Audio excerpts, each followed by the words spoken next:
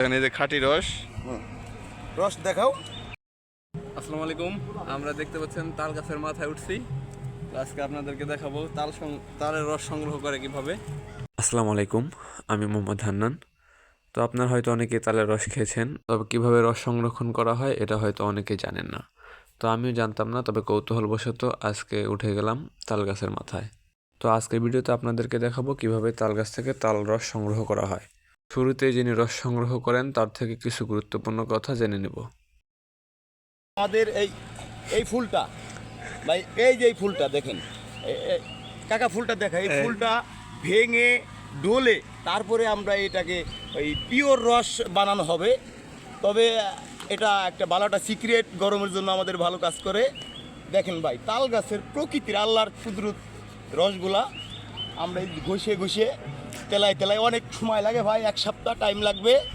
এই দেখেন দেখেন এই জটগুলা দেখান ভাই, দেখেন কি সুন্দর ফুলগুলা দেখছেন, একের ফুল। এই দেখেন আমি আজকে রস কাটা হবে। এই যে রস দেখেন, এই যে খাঁটি রস। রস দেখাও। তবে এর সংগ্রহ প্রক্রিয়া বেশ জটিল। দেখতে অনেকটা সহজ হলেই এর প্রত্যেকটি কাজ করতে হয় অভিজ্ঞতার সাথে।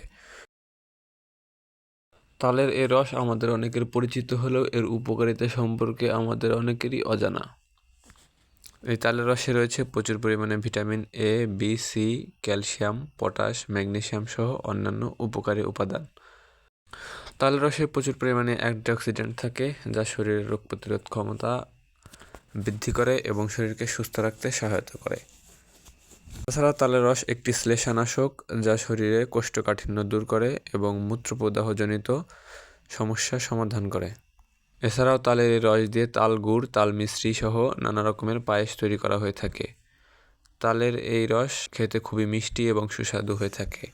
তাই সিজনের সময় আপনারা নিয়মিত তালের রস, গুড় ও মিশ্রি এগুলো খেতে পারেন।